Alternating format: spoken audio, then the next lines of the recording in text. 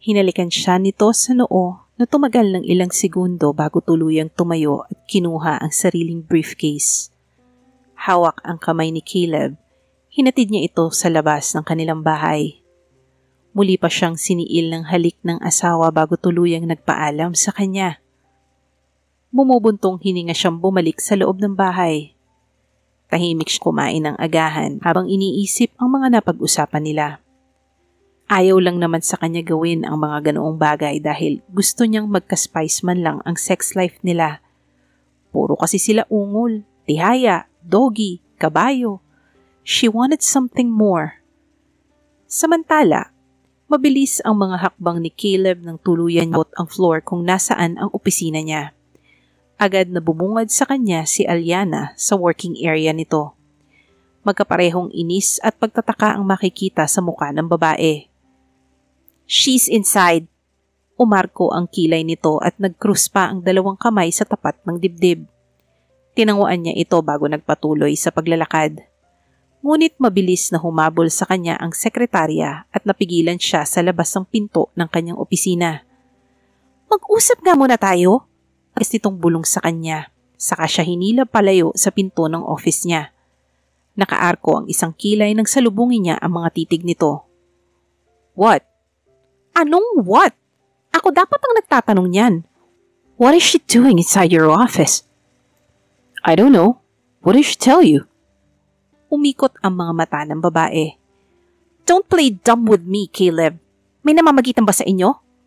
Umakto siyang walang alam sa sinasabi ng babae. Tinitigan niya ito nang magkasalubong ang mga kilay at umiling. "Aliana, there you go again. Stop overthinking." Tumaas ang hintuturo nito at umaktong pinapatigil siya. Natatawang tinitigan niya ang mukha ng dalaga. "Pumunta siya dito kanina at bigla na lang pumasok sa loob ng opisina mo. Sinubukan ko siyang palabasin pero alam mo ba kung ano sabi niya? Hihintayin ka raw niya sa loob ng opisina mo." "My God! That bitch!" Muli siyang umiling bago natatawang tinitigan ang babae. "This is about work. Don't worry, I'll handle this." Hindi na niya ito pinatapos na magsalita at tuluyan ng pumasok sa loob. Agad na bumungad sa kanya si Clara, nakaupo sa sarili niyang silya. Bumuntong hininga siya nang magtagpo ang mga mata nila at sumilay ang makahulugang ngiti sa mga labi nito. "Finally, you're here! Akala ko aabutan na ako ng Pasko rito." Akmang hahalik ito sa pisngi niya pero agad siyang umiwas. Mula sa harap nito ay humakbang palapit sa sariling mesa, saka pagod na naupo. "Sa ginagawa mong yan, mas pag-uusapan tayo ng mga tao." Nagkibit balikat lamang ito sa kanyang sinabi. "Problema na nila yun." "Problema ko rin yun." Hindi niya napigilan ang magsalubong ang mga kilay. Mukhang nalilimutan na yata nito ang kanilang kondisyon. Mula sa harap ng mesa niya, nakangiti itong lumapit sa kanya at naupo sa kanyang kandungan. Nang maalala ang pag-upo ni Maginda sa kandungan niya kanina, mabilis niya itong pinatayo at sinenyas ang ibabaw ng lamesa. Baka may pumasok. Umiirap naman itong sumunod. "Kung ayaw mo rito, well, saan mo gusto?" Napahilot siya sa sariling sentido nang makita na para bang nagtatanong lang ang babae kung saan sila kakain o magmi-meet para sa trabaho. "Anywhere but here." Nakita niya ang kasiyahan sa mukha ni Lara nang sabihin niya yon. Umangat-angat pa ang kilay nito na waring excited sa mangyayari. "How about in my place?" "Ayoko." Mabilis niyang tugon na ikinasimangot ng mukha nito. "Alangan naman sa hotel.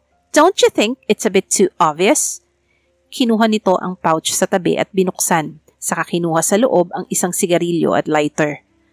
Nagsalubong ang dalawang kilay niya. "You smoke?" Matapos itong sindihan ng sigarilyo, binugan nito ang usok niyon sa harap niya. Nagtitimping bumaling siya sa ibang direksyon. "Of course I smoke. Sinong babae ba ngayon ang hindi naninigarilyo?" "My wife." Mabilis at proud niyang tugon. Habang tumatagal ay mas lalo siyang nata-turn off sa babae. Mukhang libog na lang talaga ang dahilan kaya niya itulan. Ngumiti ito na parang nang uuyam. "Talaga lang ha?" Akmang hahawakan siya sa dibdib ng dalaga, pero pareho silang natigilan nang tumunog ang cellphone sa bulsa niya. Agad niya yung kinuha upang makaiwas sa babae. Natigilan siya nang makita ang pangalan ng asawa sa monitor. Umangat ang paningin niya sa dalaga at nagbabantang tinitigan nito bago sinagot ang tawag. "Yes, baby." Marko naman ang kilay ni Lara nang marinig ang endearment na sinabi nito. Napairap pa ito bago pinatay ang sinde ng sigarilyo sa ibabaw ng mesa ng lalaki. "Yeah, baby. Uwi ako mamayang tanghali." Agad siyang natigilan nang marinig ang sinabi ng lalaki. Nang makaisip ng pilyong bagay, hinubad niya ang suot na sandals bago pinatong ang paa sa umuumbok nitong pagkalalaki. Malakas na napaung si Caleb. Oh, what? No, baby. I'm sorry. Medyo nananakit ang lalamunan ko." Napatawa pa siya nang marinig ang alibay nito. Nang aakit niyang binasa ang mga labi. Nagsimulang pagpawisan si Caleb. Mariin itong napapikit. Tuluyang namang natigilan si Caleb nang marinig ang mga sinabi niya. Ngayon ay hindi ito makapagsalita habang nakatingin sa magandang putang kain sa harapan nito. Napangiwi si Maginda matapos buhatin ang laundry basket na puno ng damit na ginamit nila.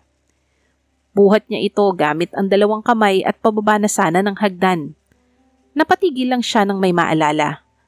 Mula sa hagdan, bumaba ang tingin niya sa mahaba niyang bintithita. Naramdaman niya ang lamig ng paligid dahil sa ikli ng suot niyang white shorts.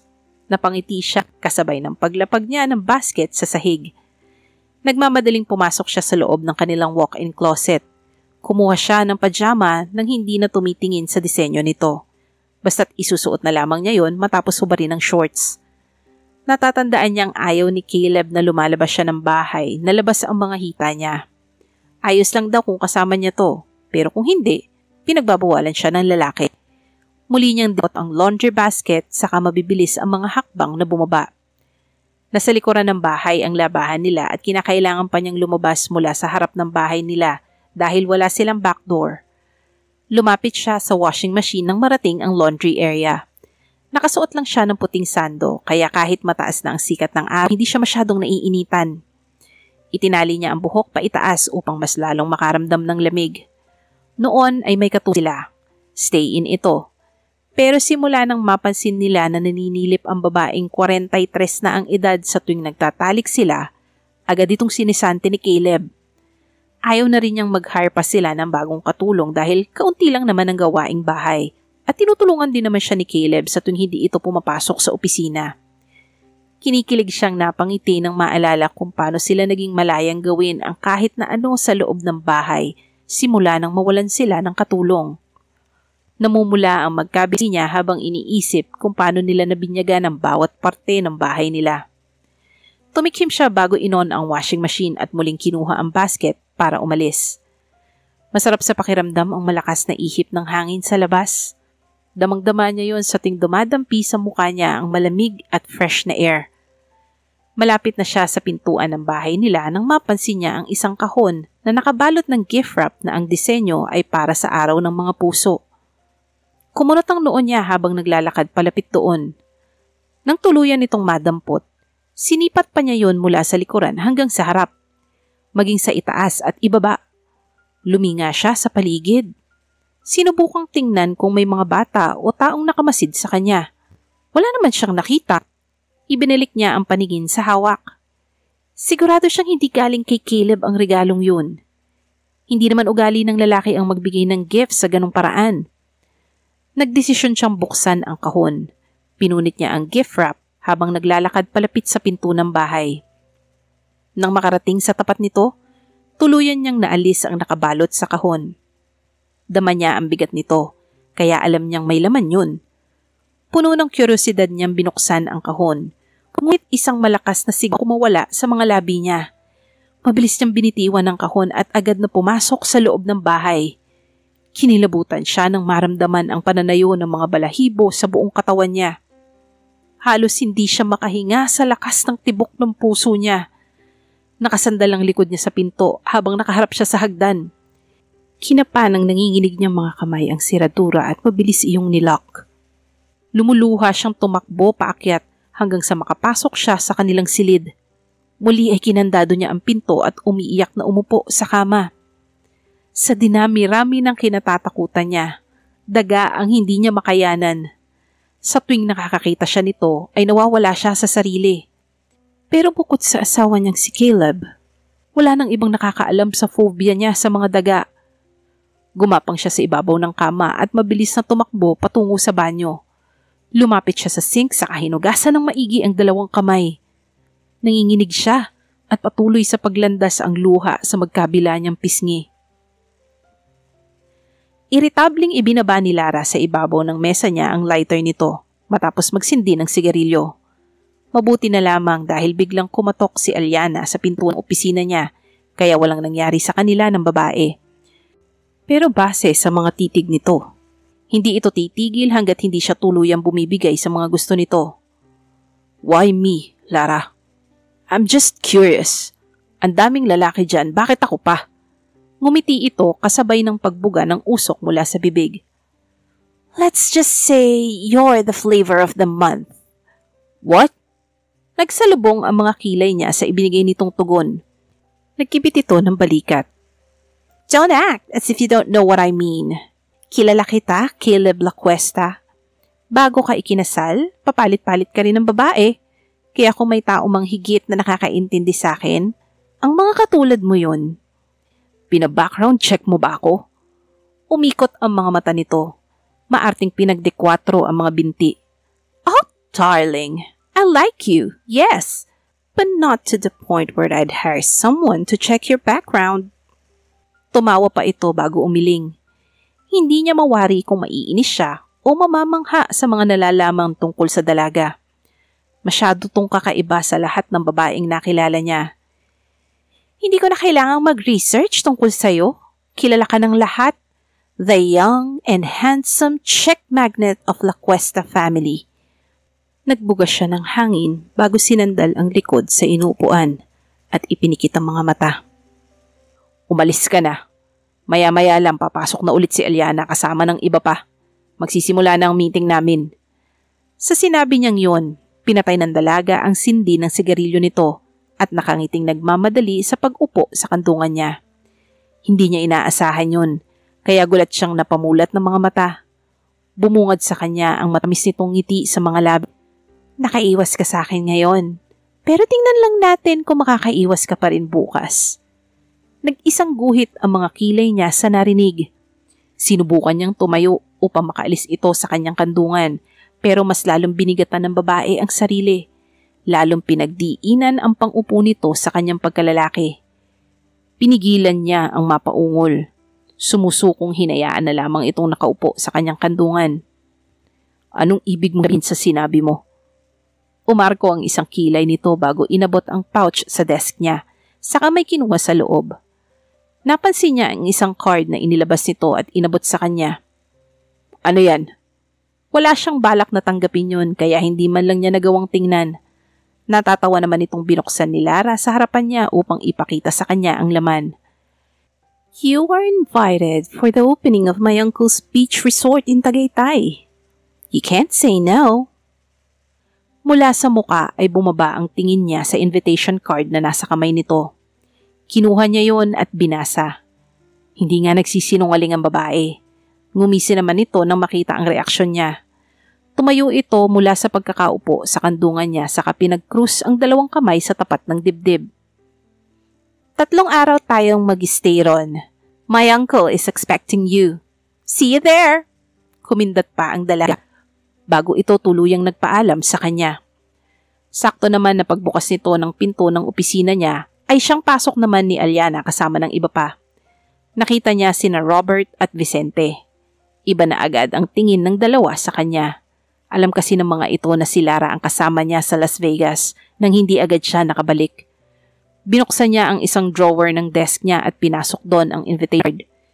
Iniisip pa lang ay ramdam na niyang problema. Kung iiwasan niya ang dalaga at nagdesisyong hindi pumunta, siguradong malalamatan ang magandang relasyong mayroon sila ni Lorenzo Frando. Pero kung pagbibigyan niya ito at pupunta siya, imposibleng walang mangyari sa kanila ng babae, lalo na ngayon na alam na nito ang kahinaan niya. Mahihirap iwasan ito. Napasinghap si Maggie at nagmamadaling bumangon nang marinig ang mga yabag sa hagdan. 5:00 pa lamang ng hapon. Hindi niya inaasahan na uuwi ng maaga ang lalaki at hindi rin niya narinig ang paghinto ng kotse nito sa labas. Pareho silang natigilan ni Caleb nang makalabas siya ng nila at bumungad siya rito. Tila nawalan ng kulay ang lalaki, kita ang itsura niya. Namumula ang mga mata at ilong. Wala pa rin siyang ligo. Hindi ito makapagsalitang tinitigan siya sa muka. Caleb! Humiyaw siya kasabay ng pagbagsak ng mga luha at mabilis na yumakap sa lalaki. Baby, what happened to you? Why are you crying? Mabilis itong gumanti ng yakap na mahigpit. Sumisinghot-singhot niyang binaon ang muka sa dibdib nito. Hindi na alintana kahit pa nababasa na ng luha niya ang white shirt nito. Maggie, ano ba? You're scaring me.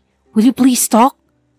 Habang yakap pa siya, iginiya siya nito pabalik sa loob ng kanilang kwarto. Hinahagod nito ang kanyang likod nang tuluyan silang makaupo sa gilid ng kama. Ikinuwento niya kay Caleb ang buong pangyayari habang patuloy pa rin sa pag-iyak. Nang matapos niyang sabihin dito ang lahat, napansin niyang nakahinga ito ng maluwag. Tila ba ito nabunutan ng tinik sa lalamunan? Wala akong nakitang kahon sa labas. Inabot nito sa kanya ang isang baso ng tubig matapos magpaalam kanina na lalabas para tingnan ang kahon na tinutukoy niya. Nandun lang yun kanina. Binitawan ko pagkatapos kong makita yung patay na daga. May dugo sa loob. Muli siyang umiyak nang maalala sa isip ang itsura ng patay na daga na laman ng kahon. Bumuntong hininga si Caleb. Puno ng pag-aalala ang mga mata nito para sa kanya. Maybe it's just the neighbor's kids. Nagpa-prank na naman siguro. Hayaan mo, kakausapin ko ang mga kapitbahay natin. Umiling siya rito matapos uminom ng tubig. Nilapag niya yon sa ibabaw ng tukador bago yumakap ng mahigpit kay Caleb. Marahan naman itong ang buhok niya. Wag na. Nagulat lang talaga ako kanina, pero okay na ako ngayon. Pinahid niya ang mga luha sa magkabilang pisngi. Naramdaman niya ang kamay ni Caleb sa baba niya. Pilit nitong itinaas ang mukha niya upang makita nito. Puno ng pagsuyong pinalis ng lalaki ang mga luha niya.